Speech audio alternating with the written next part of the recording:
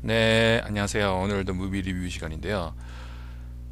오늘 무비 리뷰를 해드릴 영화는 The Day the Earth Stood Still이라고 하는 영화, 1951년 사이언스 픽션 SF 영화예요.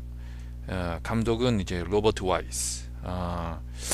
배우들은 뭐 그렇게 아주 유명한 이렇게 알려져 있는 배우가 나온 것 같지는 않고 그런 영화입니다. 어, 이 영화를 이렇게 무비 리뷰를 해드리기 전에 조금 제 그 며칠간 있었던 얘기를 조금 해드리자면, 제가 금요일부터 오늘 이렇게 해서 이제 3일간 그 멕시코 쪽에 다시 한번 갔었어요. 저번에 그 한번 말씀드렸는데, 저번 주인가 2주 전인가, 저번 주구나, 저번 주 일요일인가 갔었던 곳은 엘파소 바로 이렇게 엘파소에 있는 국경 바로 건너 있는 이제 후아레스라고 하는 데를 잠깐 가서 시내 구경을 했고, 뭐 그건 뭐 이렇게 거의 그 멕시코 갔다 왔다라고 하기에는 좀 뭐한 것 같고요. 뭐 1박을 했구나. 거기서도 그 세관 그 문제가 좀 걸려서 1박을 할 수밖에 없었습니다. 그래서 후아레스에서 1박을 하고 왔고, 어, 이번 그 2박을 어디서 해왔냐면은 치와와라고 하는데요. 치와와라고 하는 곳이 어떤 곳이냐? 후아레스가 이렇게 붙어 있는 그 위치에 있는, 후아레스라고 하는 도시가 위치해 있는 이제 주, 멕시코의 주가 치화화 주예요. 근데 치화화 주의 이제 그 주도. 음, 예를 들어서 뭐 강원도라고 하면 주가 더 비슷한 거. 그러니까 미국이나 이제 그 멕시코의 주가 이제 우리나라의 도 이렇게 비슷하다고 생각하면 되고, 이제 주의 수도라고 하면 이제 뭐 도청이 있는 그 도청 소재지라고 생각하면 되는죠. 그래서 이제 치와와의 이제 그 주의 수도가 이제 또 이렇게 이름이 치와와라고 불려요. 똑같아요. 주 이름이랑 이 도시 이름이랑. 그래서 이제 거기를 갔다 왔어요. 이제 거기는 이제 후아레스에서 그 고속버스를 타면은 한 4시간 반에는 가는 것 같아요. 5시간까지는 안 걸리고 4시간 반 정도 이제 줄기차게 달리면은 이제 치와와라는 도시에 들어갑니다. 그래서 제가 사실 몇 번 말씀드렸는데, 이제 멕시코를 갈 수 있는 좋은 기회거든요. 지금 싸게 뭐 이렇게 간편하게 갈 수 있는 가장 좋은 기회인데, 그래서 이제 이번 여름방학 때는 좀 멕시코 쪽 좀 이렇게 가서 좀 여행도 하고 좀 풍물도 구경하고 사람 사는 것도 구경하고, 그러고 이제 촬영 같은 거 해서 유튜브에 올려야 되겠다라는 생각을 이제 방학이 되자마자 결심을 해서 조금 실행을 해야 되겠다라는 생각을 하고 있었는데, 이제 그래서 이제 저번 주에 후아레스 갔었고, 이번 금요일에 사실 그런 생각은 있었는데, 이제 토요일에 출발할 것인가 뭐 어떻게 할 것인가 조금 금요일 그 시점에서는 아직 생각하는 시점이었어요. 근데 이제 금요일 한 2시 3시 이렇게 나가다 보니까 이제 주말이잖아요, 주말. 근데 굳이 뭐 이렇게 기다리고 있는 뭔가가 없어요, 저에게. 이제 무슨 학교도 끝났다, 무슨 내가 여자친구가 있는 것도 아니겠다, 뭐 이렇게 나이도 그렇고 뭐 이렇게 뭐 친구 만나서 뭐 좀 그렇잖아요. 그래가지고 뭐 혼자서 집에서 이렇게 뭐 멍하니 있을 수도 없고, 그래가지고 아유 뭐 왜 그렇게 살아야 되느냐, 시간이 아깝고 이렇게 한데 그냥 뭐 몸이 건강하고 뭐 이렇게 좀 여유가 있을 때 하고 싶은 거 착착 해나가면 되지 않겠, 뭐 이런 생각에서 이제 탁 그때 그 생각이 나자마자 그 가열차게 준비를 했어요. 그러니까 2시 조금 넘어서 그런 생각이 나서, 그때까지 준비 같은 거는 전혀 안 되어 있었어요. 준비하는 여행을 갈 준비 같은 건 전혀 안 되어 있었는데, 잽싸게 집으로 간 다음에 촥 해가지고 쌌습니다, 짐을. 워낙 그 제가 여행을 많이 하다 보니까 이제는 뭐가 필요하고 뭐가 필요하지 않고 뭐 이런 거는 거의 즉석에서 촥촥촥촥. 그래서 이제 5시 15분, 5시 15분에 5시 반 정도에 겨우겨우 이렇게 준비가 끝나서 모든 거 한 1박 내지 2박 정도로 생각을 하고 있었어요. 그래서 이제 고양이 먹이도 이제 우리 그 고양이한테 줄 먹이랑 물이랑 그런 것도 충분히 이렇게 하고, 이렇게 고양이 이제 똥통도 다 깨끗이 치운 다음에 문을 잠근 다음에 자전거를 싣고 일단 그 차에 제가 지금 가지고 있는 차가 좀 이렇게 큰 이렇게 밴 비슷한 걸 샀거든요. 봉고차 비슷한 건데 약간 봉고차보다 약간 커요. 그래서 되게 좀 버스 좀 그 소형 버스 이런 거를 샀습니다. 중고로. 그래서 이제 뒤쪽은 그 한 열 그 좌석만 남기고 나머지 열은 다 이렇게 치워버리고 거기 크게 이렇게 뭐 뭐든지 쉴 수 있을 정도로, 그리고 이제 캠핑 같은 거 가면 거기서 잘 수 있을 정도 뭐 그런 식으로 만들어 놨어요. 그래서 거기에 자전거를 싣고 그리고 엘파소로 잽싸게 달렸어요. 그래가지고 엘파소를 달리는데 깜짝 놀란 게 뭐냐면, 내 계획이 뭐였냐면은 엘파소 도착을 한 다음에 엘파소에 이렇게 텍사스 유니버시티 오브 텍사스 거기 주차장에 이제 차를 놔둔 다음에 거기서 이제 자전거를 타고 쭉 국경까지 간 다음에 자전거와 함께 국경을 넘은 다음에 그럼 후아레스지 않습니까? 후아레스에서 자전거를 타고 후아레스에 있는 이제 터미널 버스 터미널 쪽으로 이제 가서 거기서 버스를 타기로 생각을 하고 있었어요. 그래서 이제 가는 것까지 문제, 후아레스까지 가는 건 문제가 없는데 나는 뭘 잊어버렸냐면은 그 사실은 나는 이게 큰 실수인 줄 알았는데 사실은 큰 발견이었어요. 오히려 이게 가능하구나라고 하는. 그 보통 이제 자전거 여행을 제가 많이 했었는데 예전에 자전거 여행을 이제 그 자전거를 그 고속버스에 실은 적은 없었어요. 그 고속버스에 실은 적은 없었어요. 그래서 이제 자전거를 비행기로 실 수가 없지 않습니까? 그래서 이제 그 자전거 해외 여행을 말씀드린 거예요. 그래서 자전거를 분리를 한 다음에 자전거 이렇게 백에 넣어서 이렇게 체크인하고 체크아웃 이렇게 했었거든요. 그런 다음에 이제 공항에서 그 분리해가지고 백은 이제 가져가고 공항까지, 그러니까 공항 내린 다음에 공항 앞에서 다시 조립을 한 다음에 시작하는 뭐 이런 식으로 했었어요. 그래서 제가 뭐 그런 식으로 착하다 보니까 그 고속버스 터미널에서 후아레스에 거기서 이제 그 분해를 한 다음에 백을 넣어야지 이제 실을 수 있을 것 같은 그런 생각이 나서 그렇게 하려고 했었거든요. 근데 근데 아차 했었는데 어떤 생각이 들었냐면, 하나는 예를 들어서 실을 수 없으면은 그냥 어떻게 무슨 주차장 그런데 그 자전거를 이렇게 체인으로 이렇게 놓고 그냥 가서 이렇게 걸어 다니는 그런 여행을 해야 되겠다.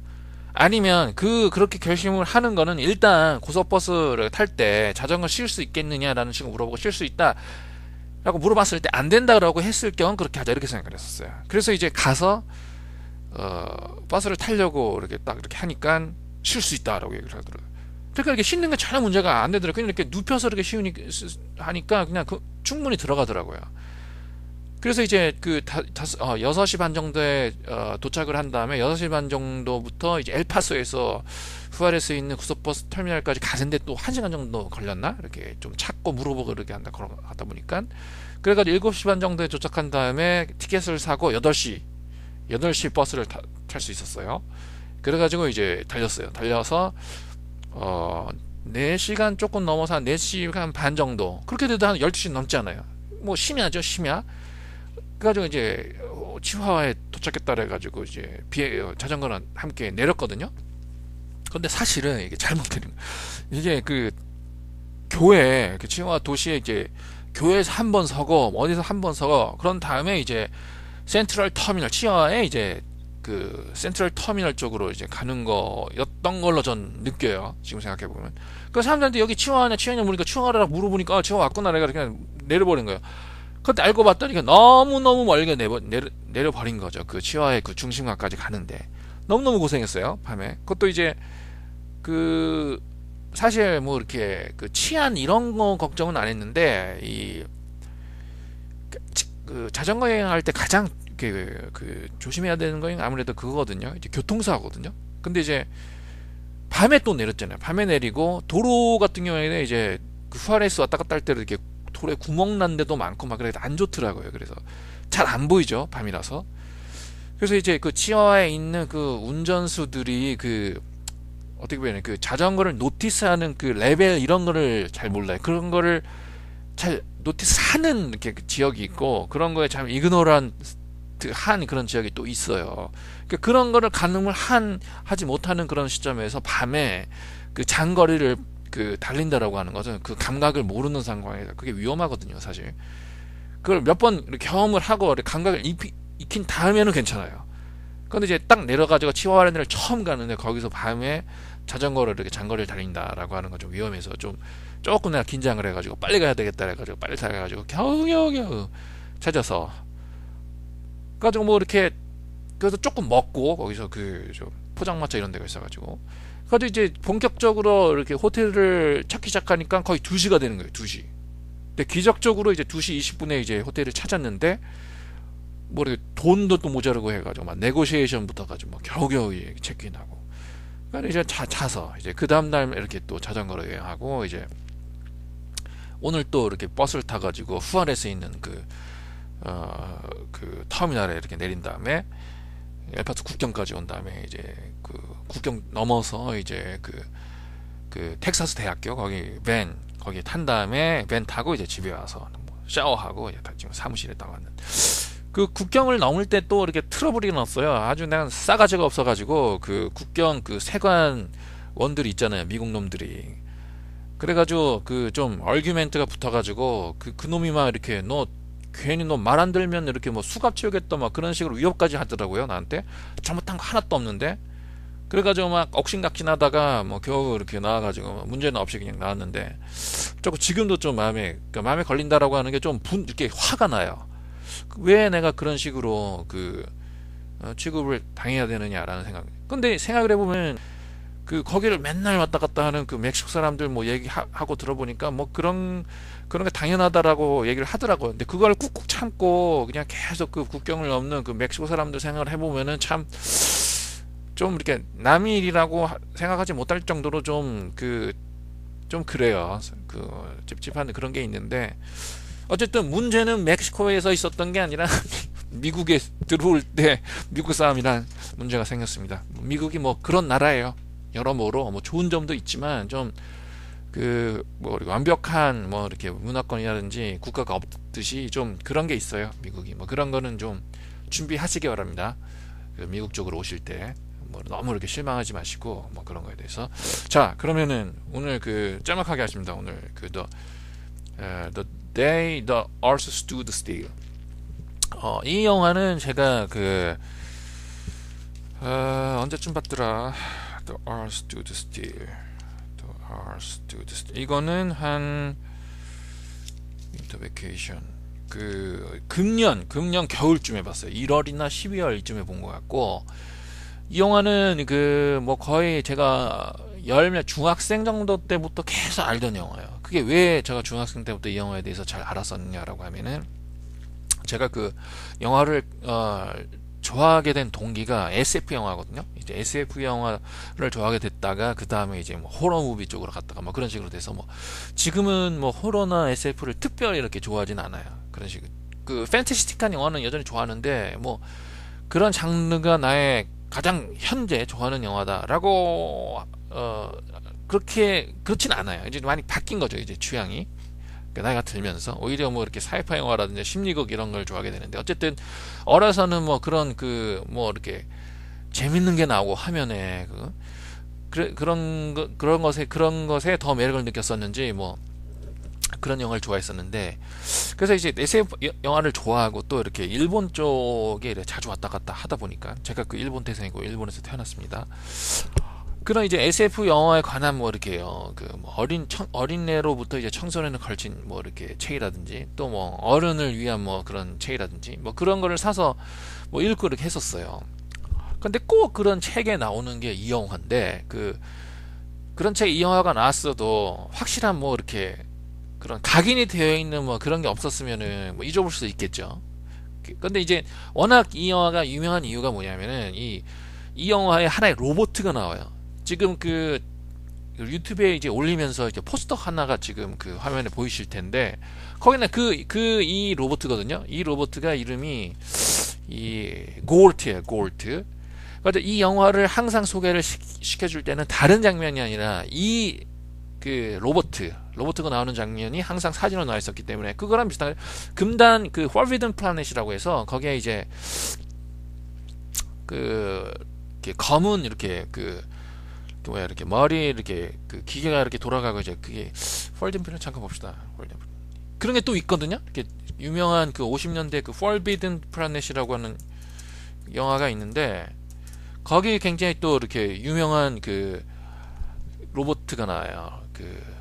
로비라고 하는 로보트가 나옵니다. 그런 거는 좀 비슷한 거예요. 그러니까 이 하나의 그 영화를 이제 소개를 할 때 이제 확실한 뭔가 이렇게 등장인물이 있는 그런 영화들이 있어요. SF라든지. 그런데 폴비드 플래넷에 또 이렇게 그 로봇이 나오는데 거기는 로비라고 하는 로봇이 워낙 유명해서 이 영화는 잘 몰라도 이 로봇은 어딘가에서 본 적이 있다라고 하는 그 느낌을 줄 정도로 굉장히 유명하고요. 이제 이 The Day the Earth Stood Still 이 영화에도 이제 골드라고 하는 이제 금속성 이 미끈한 금속성 표면에 이제 눈이 이렇게 하나 이렇게 달린 것처럼 그 사이클롭스처럼 그 그리스 신화에 나오는 사이클롭스를 연상케 하는 그런 외눈박이를 연상시키는 그런 그 부분이 있어요. 그렇게 되어 있는 그 로봇가 이제 너무나 유명해서 이 영화의 하나의 그 뭐라 그래야 되나 그 심볼처럼 돼버렸어요. 그래서 그렇게 되다 보니까 이 영화에 대해서 너무너무 잘 알고 있었던 거예요. 근데 그 확실한 그 이 영화가 어떤 줄거리냐라고 하는 거는 잘 몰랐어요. 그래가지고 그 뭐 몇십 년 동안 제가 중학생이니까 뭐 거의 뭐 30년까지는 안 가지만은 거의 몇 년 더 있으면 30년이 되겠죠. 그 정도까지 제가 알고 있음에도 불구하고 이제서야 보게 된 작품이라는 것이에요. 그 1951년 작품이고요. 이게 이렇게 고해산 영화이거나 그 뭐 이렇게 그 A급 영화는 아니에요. 근데 이제 그 어떻게 생각을 해야 되냐면은 그 SF 영화가 이전에 그 무비 리뷰에서 몇 번 말씀을 드렸는데 SF 영화가 이제 블록바스터의 한 장르로서 대두하게 된 거는 이제 스타워즈라고 생각하면 되거든요. 이제 스타워즈 전에는 SF 영화라고 하는 게 그 B급 저예산 영화에서 주로 다뤄진 그 장르였습니다. 그 블록바스터라고 하면 오히려 사극이라든지 전쟁 영화 이런 것들이 많았죠. 그건 아무래도 이제 표현할 수 있는 그런 한계 이런 게 있었기 때문에 뭐 그런 것 같지 않겠는가라고 하는 뭐 그런 저 나름의 그 분석까지도 좀 했었는데 그 전에. 그래서 이것도 1951년이라고 하다 보니 1951년 작품이다 보니까 뭐 스타워즈 나올 때까지도 25년이나 또 지나서야 이제 스타워즈라고 하는 영화가 나오지 않습니까? 그래서 이제 51년 영화다 보니까 이게 절대 A급 영화는 아닙니다. B급 영화. B급 영화라고까지는 모르겠지만 이제 A급 영화는 아니에요. 절대로. 뭐 러닝 타임도 이제 92분밖에 안 되고 그 굉장히 뭐 51년 그러면 특급 스타라고 하는 사람들이 굉장히 많았죠. 근데 그렇게 그 A급 스타, 그 헐리우드를 대표하는 그런 우리도 알 정도의 그런 스타 그 배우가 이제 나오고 있지는 않습니다. 근데 하나 이제 캐스트라든지 스태프 그 중에서 그 언급을 해야 될 그 사람이 뭐냐면 감독이 로버트 와이즈예요. 로버트 와이즈는 그 아카데미상을 2번을 받았어요. 2번을 받았어요. 아카데미상이 웨스트 사이드 스토리로 이제 제롬 로빈스 이제 웨스트 사이드 스토리가 이제 감독 2명이 이제 참여를 해가지고 만들어지게 된 이제 영화인데 이제 제롬 로빈스는 이제 오리지널 뮤지컬 연극 할 때 이제 감독이고 그 사람이 아무래도 필요했겠죠. 그런 뮤지컬 영화를 만들기 위해서는 이제 로버트 와이저가 이제 기용이 된 이유가 그 드라마 부분을 이렇게 다듬기 위해서 로버트 와이저가 기용이 됐다고 하더라고요. 그러니까 어느 쪽이 더 비중이 컸냐에 따라서 이렇게 덤으로 들어간 감독은 이제 운이 좋았던 거고 또 이렇게 뭐 그런 거겠죠. 이제 덤으로 이제 주로 이렇게 더 큰 공헌을 한 감독은 조금 이렇게 똥 씹은 좀 느낌 들었을 수도 있어요. 왜냐면 이렇게 분간이 안 갈 거 아니에요. 그 어떤 공헌 돌아가는 면에서. 어쨌든 뭐 웨스트사이드 스토리에서 하나 따고 하나 이제 수상을 하고 또 하나가 이제 The Sound of Music이에요. 이 The Sound of Music은 이제 로버트 와이저 단독으로 이제 감독을 했습니다. 그래서 이제 이 사람이 아카데미상 2개를 받을 정도라면 이제 대단한 감독이죠. 그 3개 받은 감독 있지만 2개 받은 감독도 그렇게 많지는 않습니다. 그러면 그 역사에 그 영화사에 남을 만한 감독인데 두 영화가 이제 뮤지컬이라고 해서 로버트 와이저가 뮤지컬 감독이 아니에요. 이 사람은 굉장히 다재다능해요. 오늘 말씀드릴 무비를 해드릴 이 영화는 SF 영화잖아요. 그래서 이 사람 그 영화 그 필모그래피를 보면은 굉장히 그 여러 가지의 영화를 많이 했어요. 감독을 했어요. 웨스트사이드 스토리, 사운드 오브 뮤직은 뮤지컬이죠. The Day the Earth Stood Still 이 영화는 SF. 그리고 이제 안드로메다 스트레인이라고 해서 1971년 이 작품은 또 SF예요. 그리고 이제 하운팅이라고 해서 얼마 전에 또 본 영화가 저가 있습니다. 알겠어요. 이 영화를 끝내고 이제 로버트 와이즈를 계속 한다는 의미에서 하운팅에 대한 무비 리뷰를 해드리겠습니다. 하운팅이라고 하는 영화는 공포 영화예요. 호러. 그리고 이제 힌덴부르그라고 하는 건 프리티컬 액션, 액션 영화고, 그리고 이제 스타트랙 이것도 또 그 SF 영화네요. 이런 식으로 그 데절트랙 그 사막의 쥐 이건 전쟁 영화고. 그래서 이 감독이 그 다재다능해요. 그래가지고 절대로 이제 뮤지컬 감독은 아니고요. 어쨌든지 간에 이제 그 아카데미상 2개를 받을 정도의 그 유명한 감독이라고 하는 거거든요. 그래서 이제 1951년 이때쯤이면은 그 어느 정도 올해 그래서 그 전에 필로모글래피도 꽤 되는데 어쨌든 이 영화를 감독을 한 거는 이제 A급 감독입니다. 영화는 비록 그 A급 영화는 아닐지언정 어쨌든 그 내용적으로 가면은 그 짤막하게 하겠습니다. 이제 내용 이제 보셔야 되니까 그 이런 거 있죠. 그 대강 그 플롯 그 대강의 구도 영화의 어떤 대강의 그 구도를 말씀드리자면은 배경이라는 구도를 어떤 거냐면 이제 1951년 그러면 이제 2차 대전이 금방 끝났잖아요. 1945년에. 그리고 이제 서구 세계에서는 최소한 이제 미국 영화제는 미국이 참여를 한 세계대전이라는 걸 세계적인 전쟁이라고 하는 거는 2번을 겪었잖아요. 벌써 1차 대전 14년부터 19년까지, 2차 대전 39년부터 45년까지. 그래가지고 이제 그 군국주의라든지 파시즘이 끝났구나라고 했는데 1951년에 처음으로 공산주의란 그 이제 커뮤니즘 이렇게 패시즘이라고 하는 악이 축 그 미국 그 입장에서 보면은 그런 것이 이제 없어져서 평화가 오나 싶더니만 이제 그 커뮤니즘이라는 악의식이 다시 생겨나게 되면서 이제 51년부터 53년까지 이제 코리안 워가 되고 60년대 초반부터 70년대 중반까지 10년 이상을 이제 베트남 워라고 하는 이제 그 미국 입장에서 보면 지긋지긋한 전쟁에 휘말리게 된다라고 하는 거예요.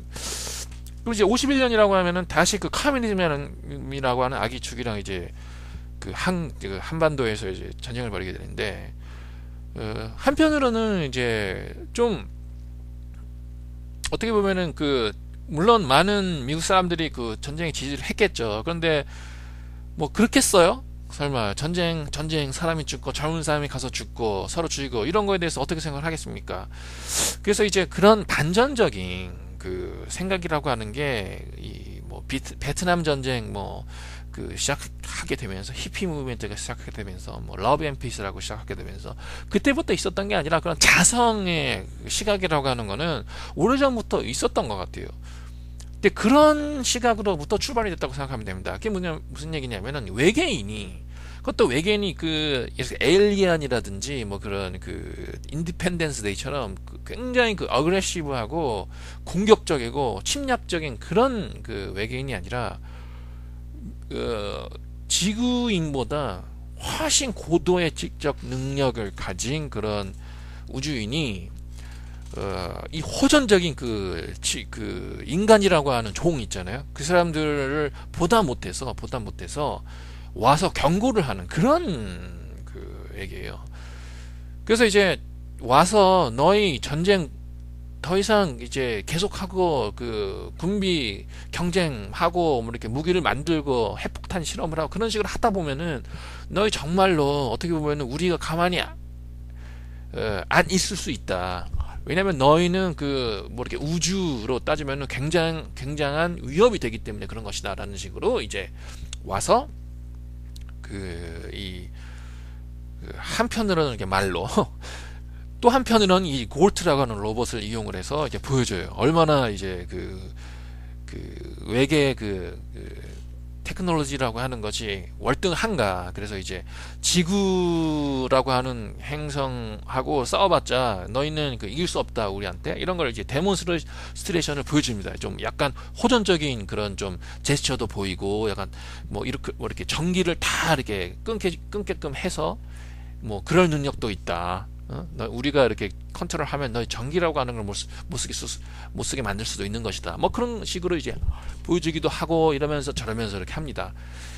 이제 그렇게 해서 이제 마지막에 떠나간다라고 하는 거예요. 그래서 이제 화려한 뭐 이렇게 액션이라든지 뭐 그런 거는 기대할 수가 없거든요. 왜냐하면은 그렇게 하다 보면은 이 지적이고 평화를 사랑하는 그리고 호전적인 지구인을 경고를 하는 우주인이라고 하는 이 설정에 이제 그 맞지를 않잖아요, 이 우주인이. 그래서 이제 뭐 그런 건 없어요. 그렇다고 이제 이 영화가 재미가 없느냐? 재미있습니다. 어떤 면에서 재미있느냐?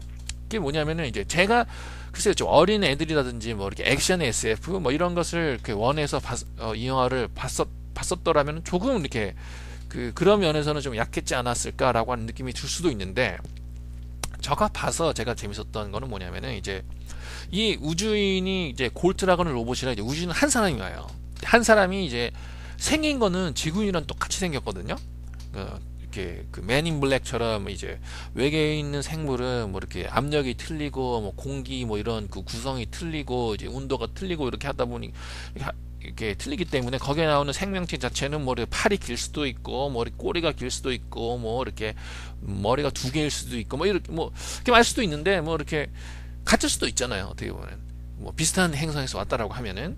그래서 인간이랑 똑같이 생겼어요. 똑같이 생겼다라고 생각하면 되고요.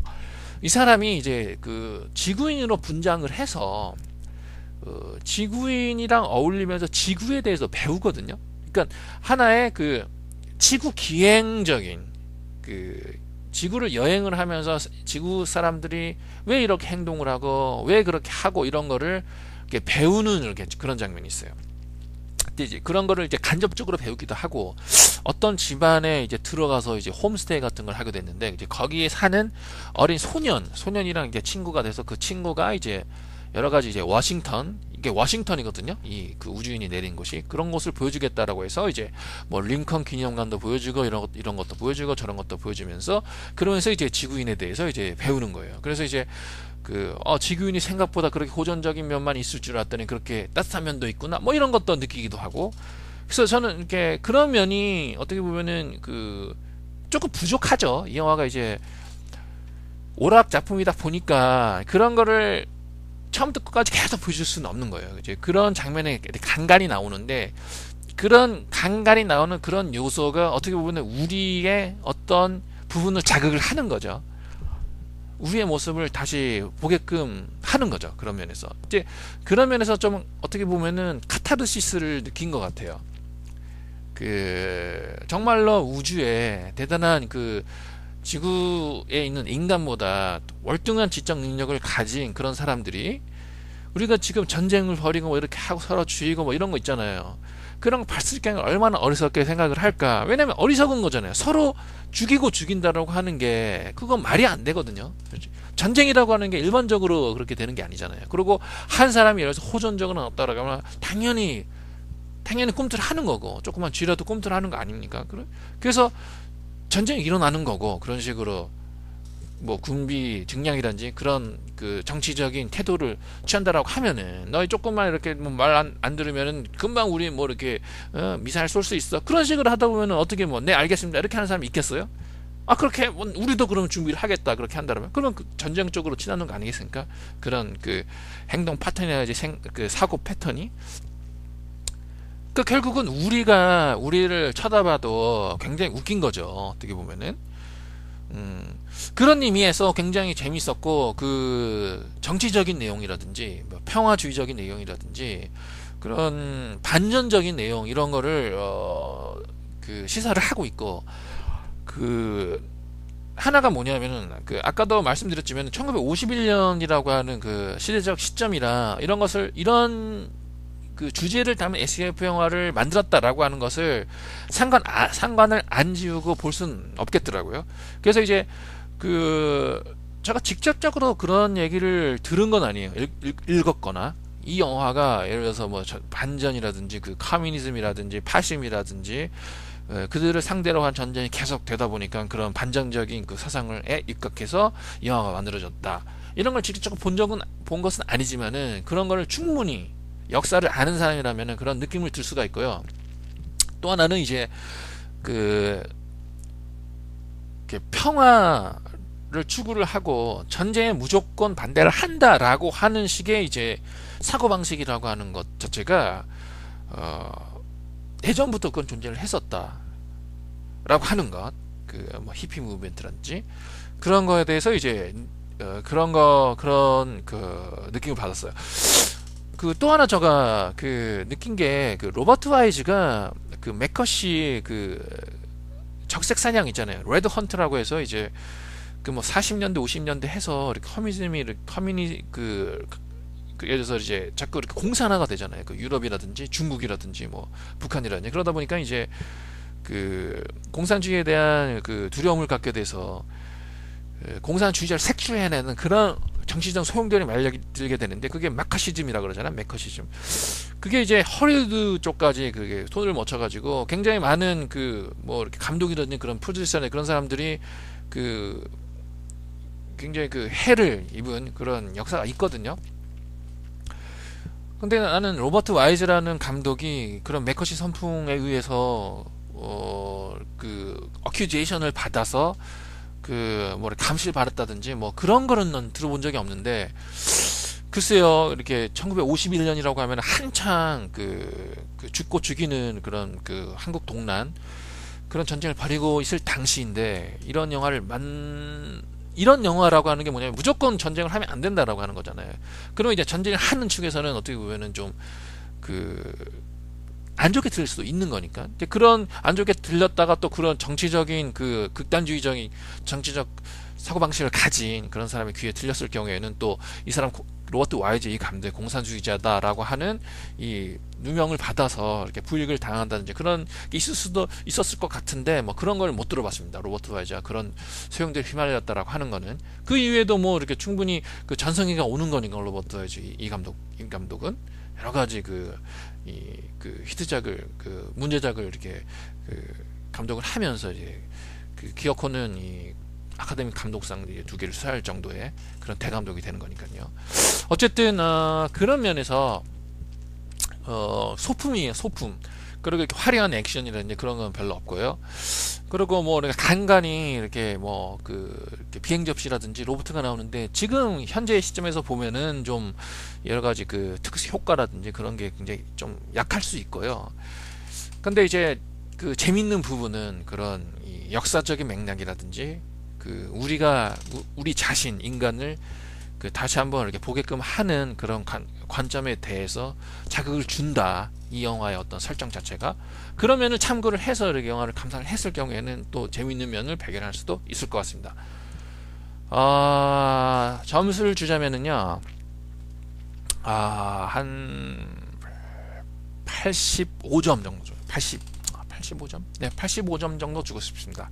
네, 80. 그러면은 오늘 무비림은 이것으로 마치기로 하고요.